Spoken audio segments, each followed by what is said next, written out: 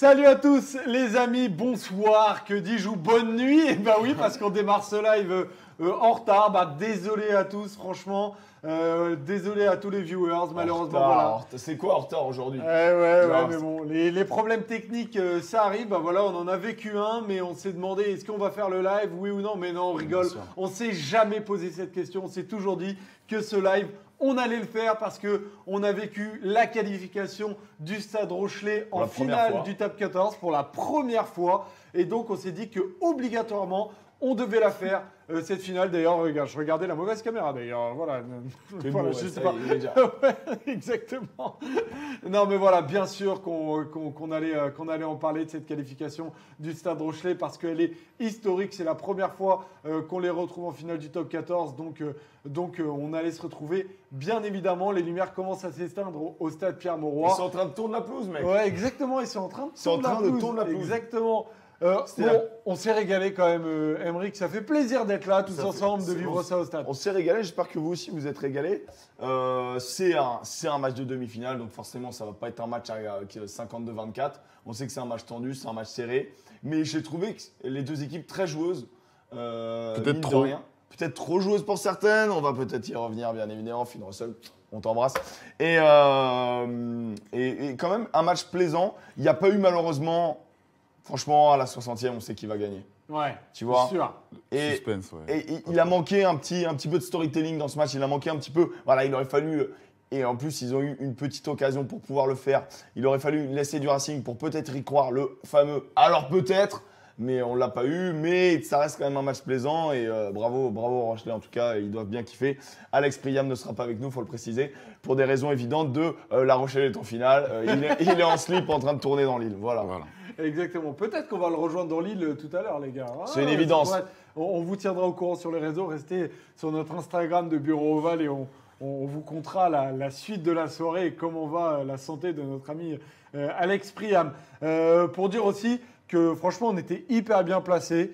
Non, mais c'est très cool quand même. C'est très cool. Tu sais à quoi ça me fait penser? Ça, c'est les mecs, tu vois. Ça, en vrai, moi, j'ai bossé en radio, je viens de la radio. Et tu sais, c'est les mecs, ils font des radios en direct du ski. Ils disent, franchement, le ski, alors que les mecs, ils sont en train d'écouter. Bah ouais, mais bon. Dire, on a trop kiffé notre place. On a vu trop bien le match. Les mecs, ils étaient devant leur télé. En vrai, moi, je vais vous dire la vérité. Je suis un peu myope. Vous avez mieux vu le match que moi. Mais c'est vrai que les matchs au stade, c'est toujours différent. Tu vis quand même une expérience, Yann, qui est différente de devant ta télé, où tu es hyper axé sur le jeu et tout. Au stade, tu vis une ambiance, quoi. C'est différent, ouais. Bon, après, là, il y avait quand même moins de public.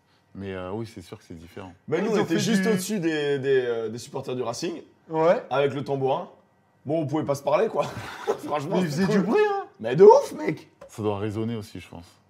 Mais c'est juste qu'ils sont au-dessus de nous, les mecs. Ouais, après dites-nous dans le chat, ça nous intéresse de ouf. Parce que nous, du coup, on a eu l'impression que les supporters du Racing, qui étaient tous rassemblés, en fait, les 1000 supporters du Racing qui étaient tous rassemblés, faisaient plus de bruit que les supporters du Racing, des supporters Rochelet. Après, c'est peut-être pas du tout la même chose, du coup, à la télé. Bah ouais, ça se trouve. Parce que comme Canal, ils ont été malins. Ils se sont placés juste devant les supporters Rochelet.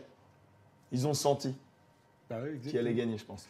Peut-être. On a grave entendu La Rochelle à la télé, dit Fat. Donc voilà, on a raison de dire que bon, c'était peut-être au stade. Ça dépend où ils placent les micros. Nous vivons une expérience totalement différente dans le Bureau Oval. Non, mais en tout cas, c'était cool. Hein. Le retour au stade fait plaisir. Franchement, on s'est régalé et on va revivre un peu ce match. Et on va démarrer par un petit focus chronologique de la rencontre. C'est parti.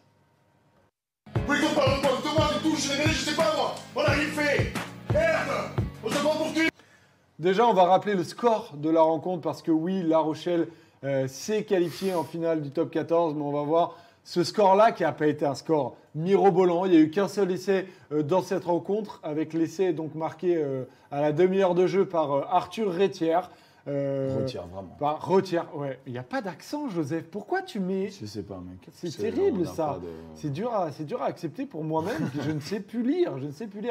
Et on voit donc après, ça s'est globalement arrêté à cet essai d'Arthur Retire à la demi-heure de jeu. Et donc, une victoire finale du Stade Rochelet, 19-6. On va reprendre du coup le match. Dans le sens chronologique. Exactement. Donc au début, avec un début de match qui est plutôt à l'avantage du Racing, mais c'est très peu, mais un petit peu quand même. Ouais, léger avantage sur les 5-10 premières minutes. Après, par contre, ça a été très très laborieux et très très compliqué. Franchement, moi, le mot que je mettrais, c'est impuissance francilienne, quoi. Sans solution ce soir, les Racingmen.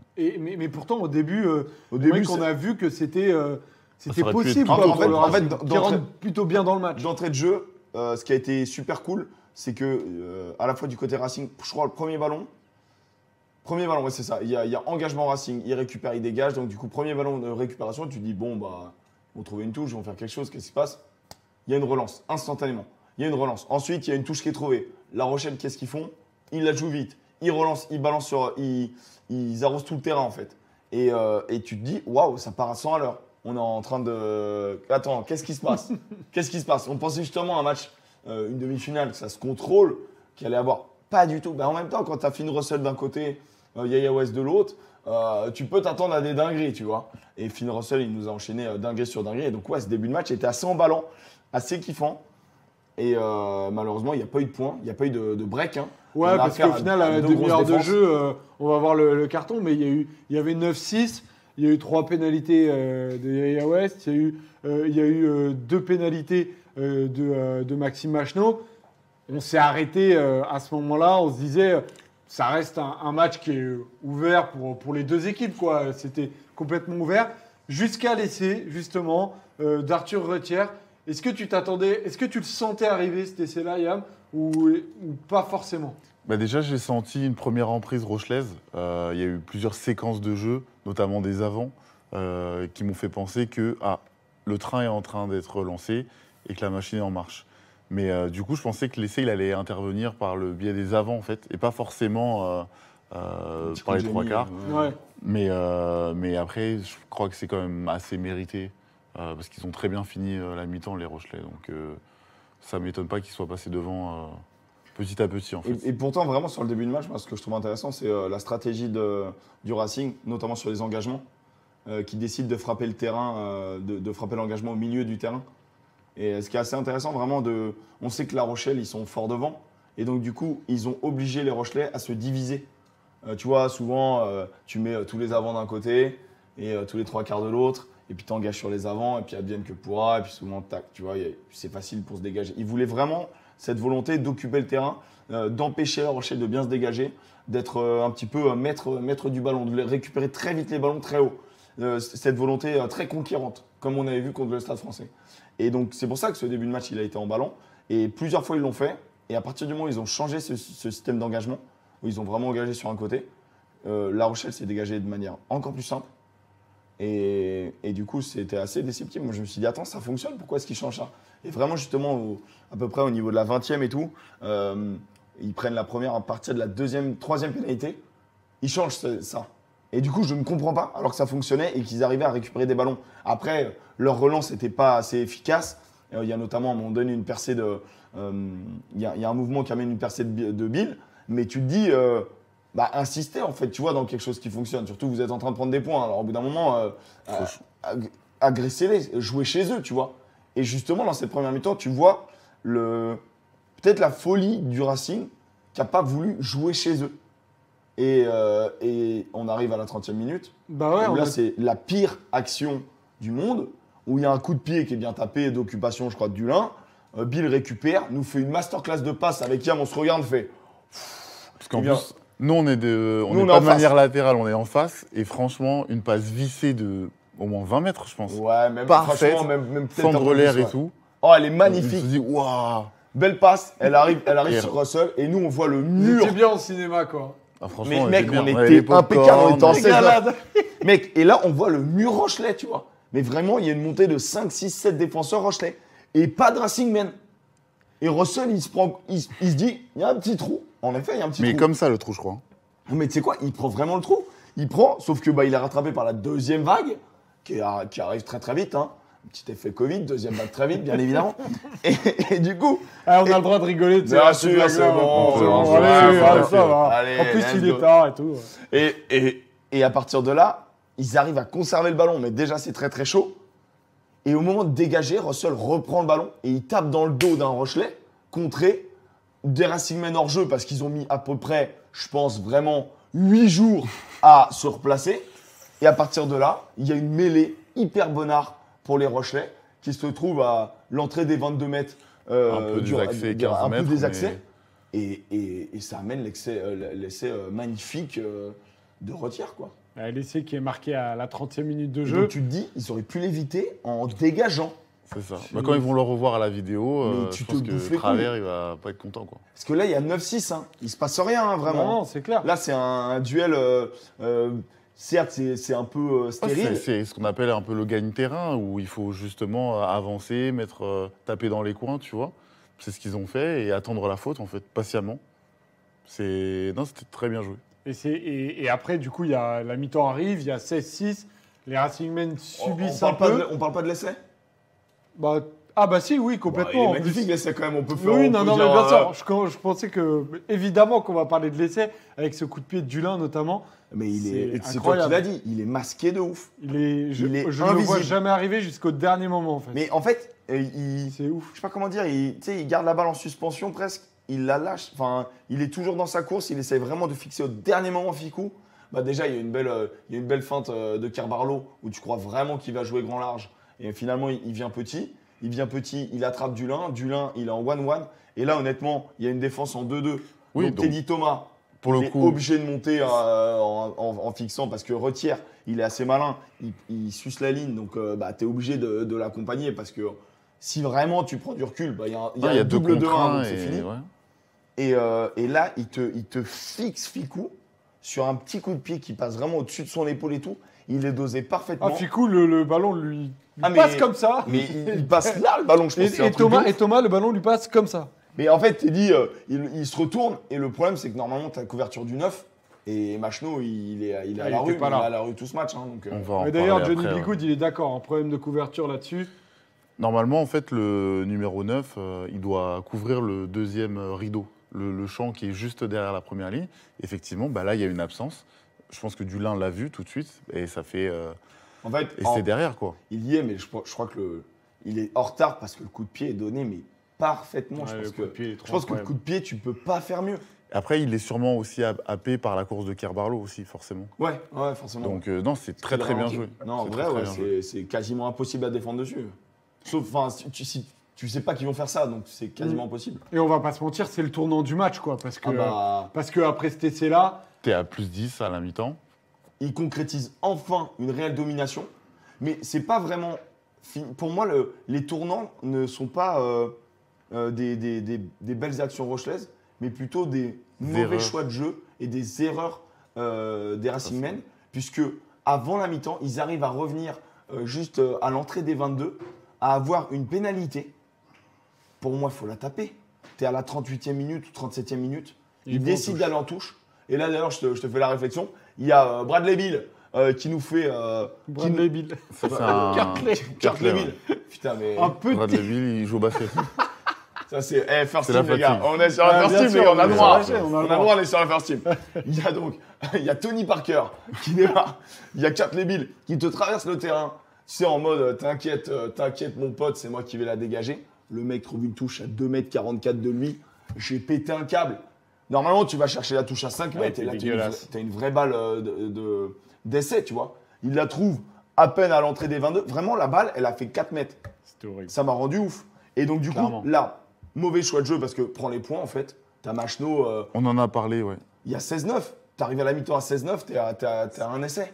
Bah, qu'est-ce que tu t'emmerdes, en fait? Psychologiquement, déjà, en plus, tu viens de marquer.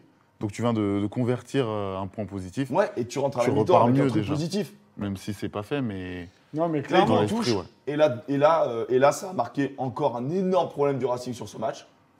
Mauvais lancer. Récupération de balle. Ouais, les vrais problèmes de Blanchet. conquête qui ont eu lieu. Après, il rentre à la mi-temps à 16 à 6.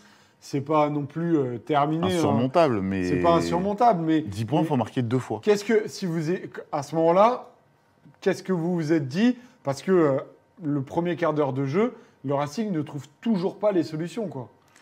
Et en fait, ils les ont. Je crois qu'ils les cherchent toujours, en fait. C'est vraiment le. Non, mais c'est vrai.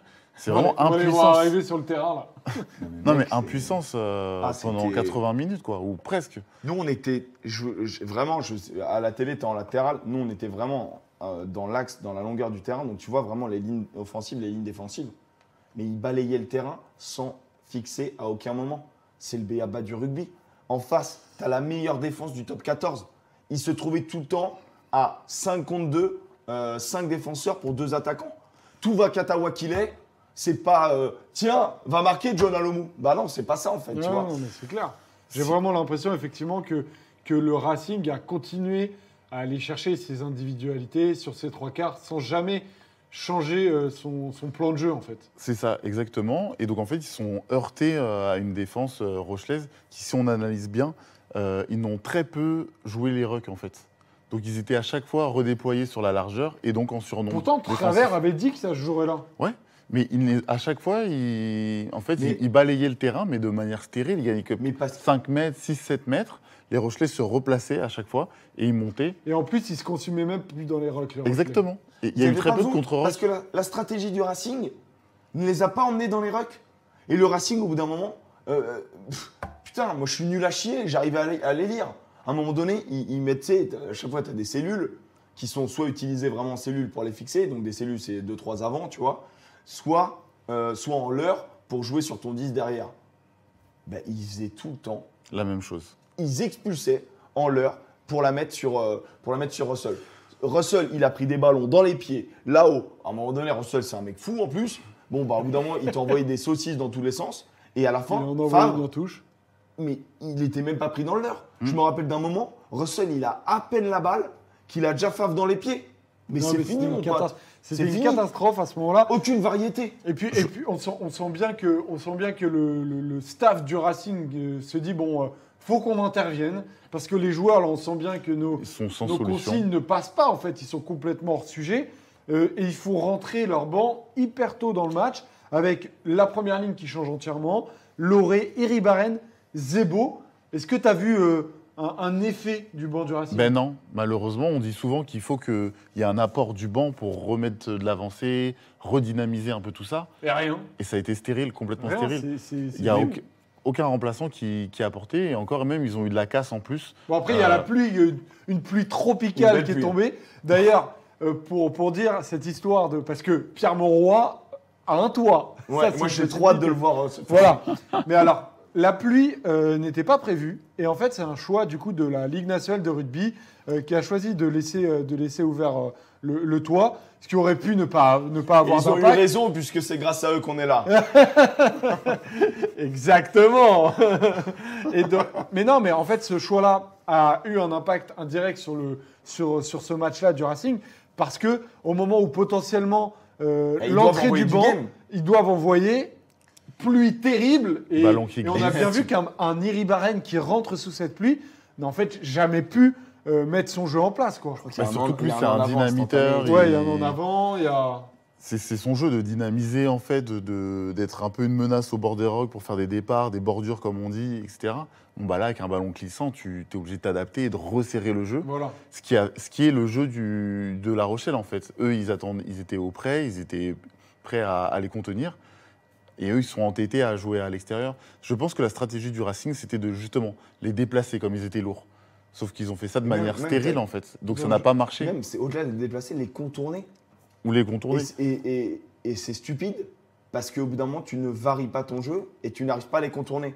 En fait, ce qui s'est passé, c'est que moi, j'ai l'impression que le Racing est arrivé avec un plan A et il n'y avait pas de plan B. Et comme le plan A ne fonctionnait Exactement. Bah, pas, ils ont continué dans ce plan. Tu arrives à 10 minutes de la fin et après, tu envoies du game dans tes 22 et ça devient du n'importe quoi. Et les dernières 10 minutes, effectivement, Bah, complètement c'est- inefficaces. C'est du rugby C'était du champagne. seven, c'était Ouais, du voilà, seven. en rugby, il y a un moment, ils C'est du arrivent. seven, ouais. Il y a un moment, ils arrivent devant la ligne. Priso va chercher une balle je ne sais où et gratte un ballon absolument Incroyable. magnifique. à 3 mètres de la ligne, ouais, c'était... Mais tu vois, ça montre aussi cette espèce de.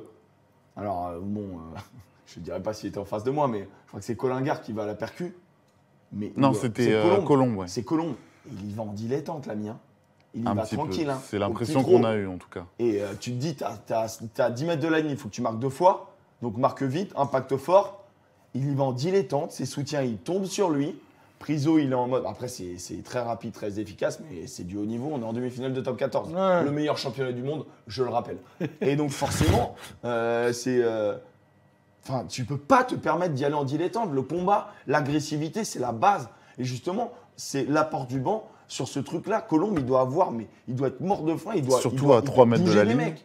Et c'est ce qu'on dit. Banc inefficace côté Racing Man, banc efficace côté Rochelet, puisque donc 2 remplaçants qui s'affrontent. Il y en a un qui gratte, qui sauve son équipe, et l'autre qui n'apporte rien.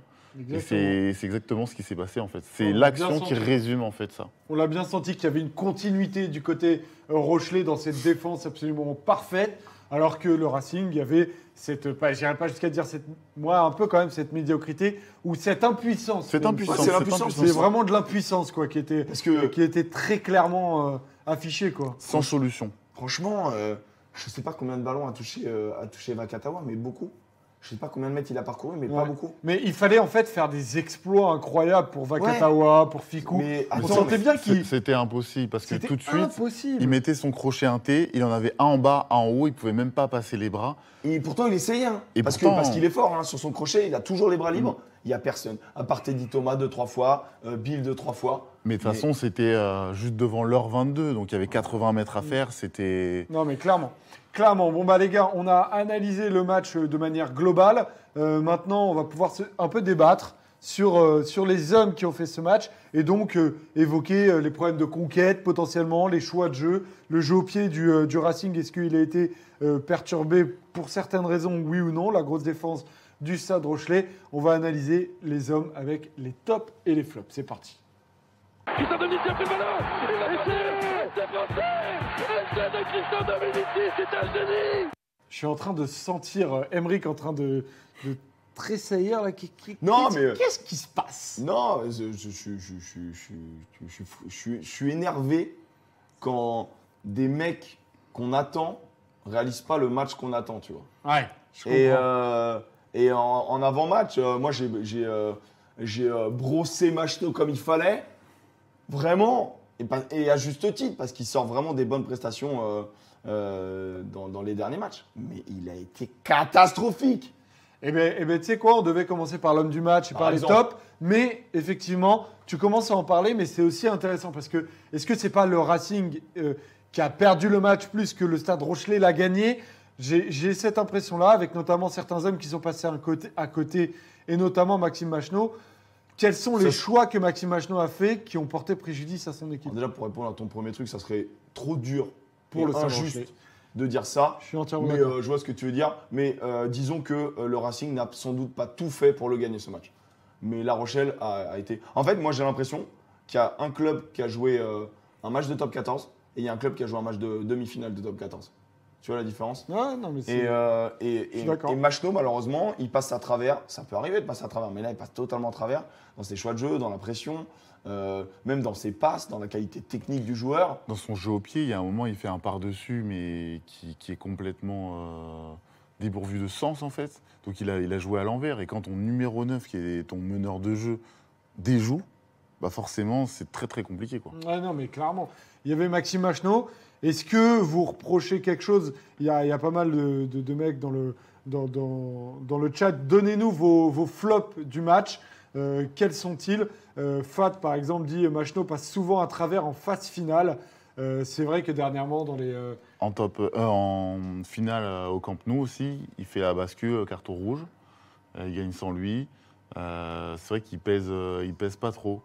Après là, il était sur une bonne lancée, hein, on le redit, franchement, il faisait plutôt... En avant-match, on le répète que Machno est très bon ces derniers temps. Mais Voilà. tu vois, Ikeops, là, dans le chat, qui nous dit non, c'est la défense qui a juste asphyxié le jeu, c'est différent. Je suis pas d'accord. La défense a asphyxié le jeu sur les extérieurs. Mais le problème, c'est la stratégie employée par le Racing qui n'a mis aucune vitesse dans le jeu, aucun point de fixation et n'a à aucun moment fait reculer cette défense. On va pas me faire croire que Classen, il est incapable de foutre sur le cul quelqu'un. On ne va pas me faire croire que quand tu mets Palu en troisième barre, tu vas pas. Pourquoi, à quel moment tu ne l'utilises pas pour faire reculer quelqu'un? Ces deux joueurs étaient sur le terrain? Ouais, non, mais Ah, on se pose la question. Non, parce qu'il y a un des flops pour Yann. Non, mais attends, je reste sur Machno, mais en gros, pour dire que c'est aussi le rôle du neuf à un moment donné, d'orienter le jeu, etc. Ouais. Maintenant, quand il décide tout le temps d'utiliser des leurres en avant et de la mettre derrière sur son 10 et de jouer très vite sur son 10, d'aller très vite sur l'extérieur, c'est que la consigne, elle vient pas de Machno. La consigne, elle vient du coach, tu vois. Ouais, et justement, parce que quelqu'un dans le chat nous dit « je vote travers », et c'est Sky Dayou notamment, qui dit « je vote travers », pour toi, Un collègue, Travers un collègue. est un vrai... a raté un peu son coaching de demi-finale. Bah, je pense. On va pas remettre en cause sa carrière ou quoi, hein, mais là, sur déjà la composition d'équipe, on l'avait dit en avant-match, enfin en tout cas moi je l'avais souligné, parce que j'avais pas trop compris certains choix. Et bah, en tout cas, ça me donne raison ce soir, parce que la troisième ligne, elle a été inexistante ce soir. Klaassen, on l'a pas vu. Boris Palud, qui devait apporter sa puissance, sa densité, il a été transparent. Ibrahim Diallo, bon, bah, il est en apprentissage, hein, c'est un jeune. Je l'ai pas trop vu, mais voilà, Diallo, hein. 6, 7, 8 côté rayé, Fantomas, quoi. Et c'est pas possible à ce niveau de compétition Bah, d'avoir une troisième ligne. C'est quand complètement tes inexistante. trois quarts n'avancent pas, pour avancer dans ces zones-là au centre du terrain, tu fais appel à tes flanqueurs notamment. Et c'est vrai que Boris Palud, Ibrahim Diallo particulièrement, voire même Antoine Klaassen, on va pas se mentir, ont été inoffensifs en fait. Bah, il s'est fait scalper rapidement, Antoine Klaassen. Ouais, Mais c'est à ce Antoine moment-là qu'on Klaassen. s'est dit, donc, ok, s'il joue, en effet.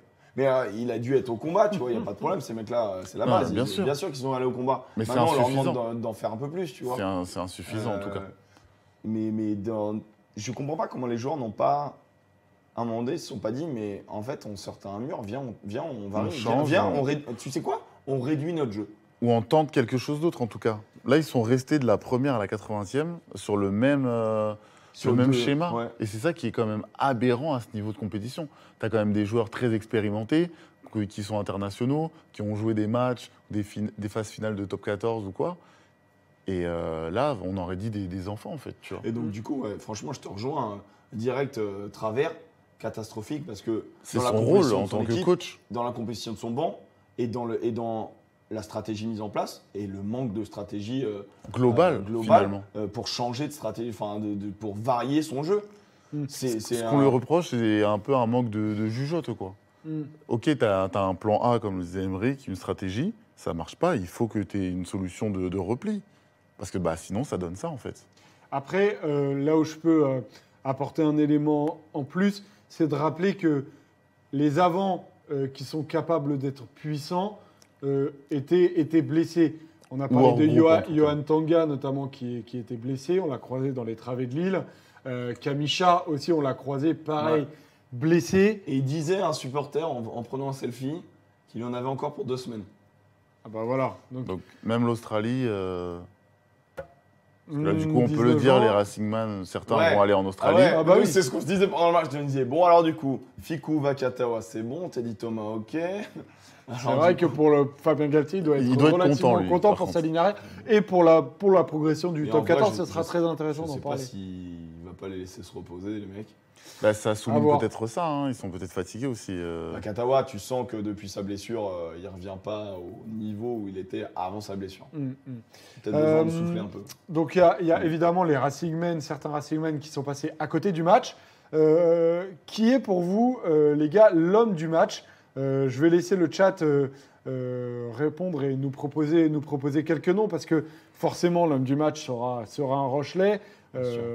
Après, il peut y en avoir plusieurs parce que quand on a commencé à en parler, vous m'avez donné un nom et c'est pas le nom qui a été l'homme du match par les internautes et homme du match Sur Canal. officiellement quoi. Oui, sur Canal aussi. D'ailleurs, celui qui a été élu officiellement par la Ligue nationale de rugby et sur Canal, c'est le même homme, c'est Brice Dulin. Après, par exemple, je vois sur le chat, il y a du Rabiot. Mais effectivement, c'est Dulin Private joke, ça. qui a reçu... c'est Private Joke. Ouais, parce que je l'ai détruit cette semaine sur mon live. Moi. Ah ouais. Et donc du coup, Dulin, homme du match, voilà, élu homme du match officiellement. Yam, c'est vrai que ce coup de pied qu'il fait, il participe grandement parce que c'est le tournant de la rencontre. Oui, il met les Racingmen quand même à plus 7 points, même si la transfo en coin passe par Yaya West. Quelqu'un qui est d'habitude à 70-72%, qui là ce soir est à plus de 90%. Il aura atteint un seul. Il aura une, et en vrai, Elle est pas compliquée. Elle ouais. est pas trop compliquée. Mais bon, en tout cas, il faut le souligner aussi. Ce soir, le jeu au pied Rochelet a été particulièrement efficace. Et ça fait la différence, surtout dans les matchs couperés comme ça.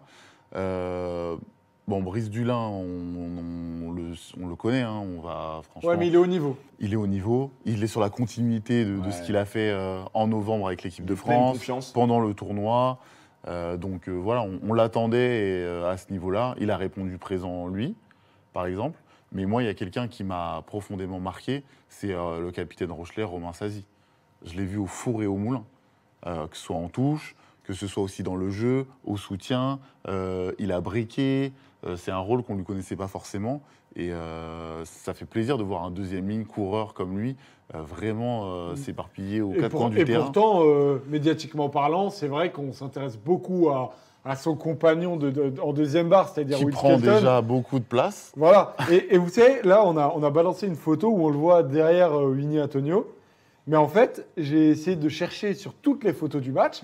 Je ne trouve pas Romain Sazi parce que... il est tout le temps dans la mine. Mais il est tout le temps dans la mine. Et donc, tu peux pas... C'est hyper difficile pour un photographe de prendre Romain Sazi en photo. Parce que plaquage. Bah ouais, Zéro parce manqué. que... C'est des stats qui sont folles. Hyper présents, quoi, Romain Sazi. C'est très propre. J'ai pas les grattages là, mais je... Non, mais il y a un moment, il est au soutien, il fait 7-8 mètres, tu vois, qui sont très importants. Il a ralenti des ballons, même s'il n'a pas été récompensé par l'arbitre. Et puis en touche aussi, c'est une tour de contrôle, quoi. Même si c'est pas lui qui prend la balle, il annonce, il est très important dans le système. C'est quelqu'un qui, à la base, est un troisième ligne de formation. Quand La Rochelle était en Pro D2, parce que je crois qu'il a connu quasi qu'un club ou pas beaucoup. Ça fait un moment qu'il est au club. Et là, ils l'ont passé deuxième ligne parce que en troisième ligne, il y a maintenant du monde. Et franchement, il a une activité incroyable. Et il a La Rochelle depuis 2010 et il était à l'US Montauban. Ça fait quand même 11 ans. Et il a tout connu, quoi. Il a connu vraiment la montée en top 14. Et l'évolution du club. Tout. Ouais, exactement. Donc, et effectivement, dans le chat, ils sont bien d'accord avec vous. Travailleur de l'ombre, voilà. Alors qu'Alex Priam, il est en train de se faire terminer. Ouais, il est déjà au lit, il a dû partir. Alex Priam. Oui, parce qu'il a les héros, il passe une bonne soirée, les gars. Ouais, je pense. C'est un guerrier, il sait tout faire, nous dit Ikeops, Romain Sazi. C'est vrai qu'il a été très présent. Après, il y a deux autres éléments. Il y a la première ligne aussi rochelaise, qui notamment en conquête a été énormissime. Et j'arrive pas forcément à en sortir un des trois. Je vais quand même sortir Antonio, moi. Moi, je vais sortir l'autre. Ah ouais, franchement, Antonio, on le voit, il a pulvérisé Colingar sur 2-3 mêlées. C'est d'ailleurs très étonnant pour le coup. Ah ouais. On l'attendait pas à ce niveau. On l'attendait pas à ce qu'il y ait autant de diff, tu vois. Mais il y a eu énormément de mêlées sanctionnées. Hein. Au début du match, c'était un peu partagé. Et puis petit à petit, voilà, le point fort de La Rochelle, Antonio. Mais en même temps, il a un tel gabarit qui te déséquilibre totalement. Enfin, c'est hyper dur de se caler. Mais dis-toi que c'est encore plus dur pour lui d'être hyper droit. Hyper bas surtout. Hyper bas, voilà. Donc droit au niveau du sol et très bas. Le mec fait quasiment 2 mètres. C'est très compliqué. Et sur les zones d'impact, c'est là où il fait trembler et où il casse directement Colingar. Et en tout cas, il a pris totalement l'ascendant. Il a récupéré des pénalités. Et puis, Antonio, on l'a vu faire même balle en main, des petites dingueries. Il a énormément progressé. Il est très impressionnant, très très bon pilier. Lui aussi, son petit passage avec Fabien Galtier en novembre, notamment pendant l'Automne Cup, là, Nation Cup, lui a fait beaucoup de bien. Là, peut-être, je dirais pas remotivé, mais en tout cas, il a repris confiance, ça se voit. C'est quelqu'un qu'on avait un petit peu mis aux éboulettes, on va pas se mentir. Et là, il est en train de se rappeler à nos bons souvenirs, en tout cas, je trouve. Moi, donc, je vais parler du gaucher maintenant, de Wardy. Je crois qu'il finit avec 12 plaquages, 0 manqué. Qui a été vraiment aussi à la pointe du combat. Il est énorme, moi je le trouve énorme. C'est quelqu'un... 12 plaquages pour un pilier. Ça fait penser à du Vunipola chez les Anglais et tout, tu vois, qui est l'une des références mondiales. Donc on se dit qu'en France, on a de quoi faire, quoi. Ça fait plaisir, ouais. Non, c'est carrément. Et à gauche, c'est vrai qu'il a une place à prendre. Hein. Quand on compare ce soir... Il n'aura pas en Australie, du coup. Non. Non, il peut pas y aller, mais ça c'est terrible. C'est terrible parce que quand tu compares à un Kolingar qui rentre dans le groupe France, c'est vrai qu'il peut y avoir, potentiellement match. C'est vrai que t'imagines ouais, la c'est carrière ça. internationale. Wardy, Kolingar, là, il va y être, c'est c'est sûr. ouf, hein, parce que Wardy. Kolingar, Colombe, ils peuvent y aller dans le Probablement, voyage. Bien sûr, mais je pense qu'ils vont y aller, étant donné qu'ils font partie du groupe France, etc. Alors que Reda Wardy a 25 ans, il est arrivé à La Rochelle l'an dernier, il avait fait 5 titus. Cette année, il est à 20 titus. Ah non, mais C'est il a monstrueux. des- Non, il a il des- monte Cette année, il monte fort, très fort. Il monte très fort. Bosch aussi, hein, Bosch. bien Et évidemment, Facundo donc, Bosch bien aussi. sûr, Hein. qui Il y tient, avait Marcelo Bosch, maintenant il y a Facundo Bosch. Bien C'est- sûr. c'est- Bon. J'ai failli glisser, tu vois. Ouais, ça s'est rattrapé. Ouais, chef. j'ai aussi rattrapé un petit peu. Mais non, lui aussi, très bon match en l'absence de Bourgarit, tu vois.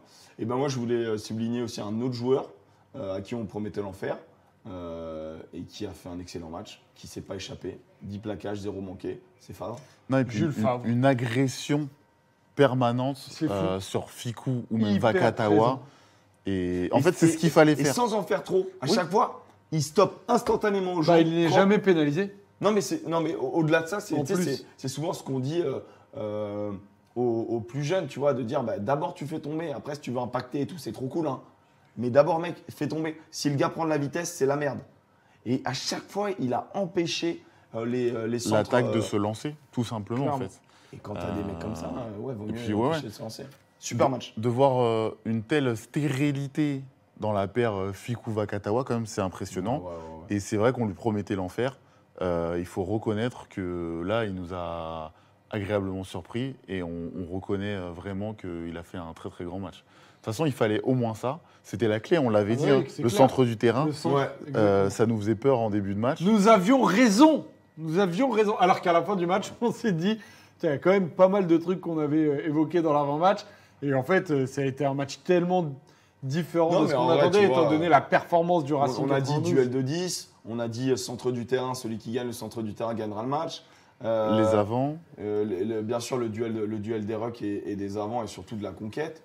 Bon, bah après, en même temps, on n'a pas inventé. Hein, Ah, on peut pas voir le match avant de le voir. hein. De toute manière, il y a plein de trucs sur lesquels on se trompe et c'est un C'est peu ça. le jeu aussi de Mais l'avant-match. hein. On peut revenir sur ton mauvais pronostic aussi, du coup. On peut revenir également sur mon mauvais pronostic, mais honnêtement, je ne m'attendais pas à ce que autant de mecs passent au travers, tu vois. C'est ouf. Et notamment Finn Russell. Moi, je sais qu'il y a cette action en première mi-temps donc, où le Racing déconne, mais ça ne dépend pas de Finn Russell. L'essai, c'est Finn Russell qui déconne. Et à un moment donné, on est à la 67e minute de jeu. Il y a enfin une action des Racing Men dans les 22 mètres Rochelet. Et là, il y a un 5 contre 2. Et il met un énorme coup de latte pour l'aile, mal dosé. En plus, à l'aile, je crois que c'est Boris Palu. Ouais, c'est un avant à l'aile. Ouais. Donc, Moi, c'était trop loin sur le terrain, tu comprendras que je ne sais pas trop. mais même là, tu te dis, mais pourquoi tu la donnes pas, mec? S'il te plaît, donne-la, en fait. C'est pas le jeu. Respecte le rugby, Ils ont déjoué, c'est pas le jeu. tout simplement. Donc complètement Russell n'était pas dans un bon match. Yaya West était pas dans un match incroyable, mais Non, mais De ça toute va. manière. Déjà, il a mis les points au pied. non, mais après c'est l'occupation du terrain, Carbarlo et Dulin. Et après le reste, tu vois, meilleure maîtrise aussi des coups de pied offensifs.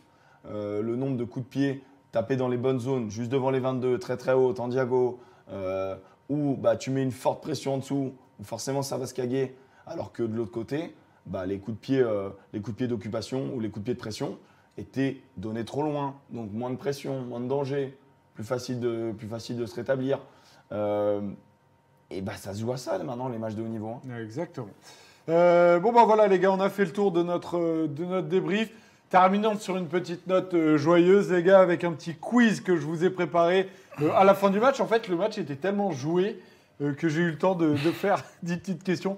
Après, j'avoue que les petits problèmes techniques qu'on a eus m'ont aussi un peu aidé. C'est vrai qu'il y avait 8 questions avant les problèmes techniques. Ouais, voilà. Mais je crois qu'il y en a 60. toujours. Il y en a toujours 8 d'ailleurs. Il y en a toujours Non, c'est 8 ça. d'ailleurs. T'as raison.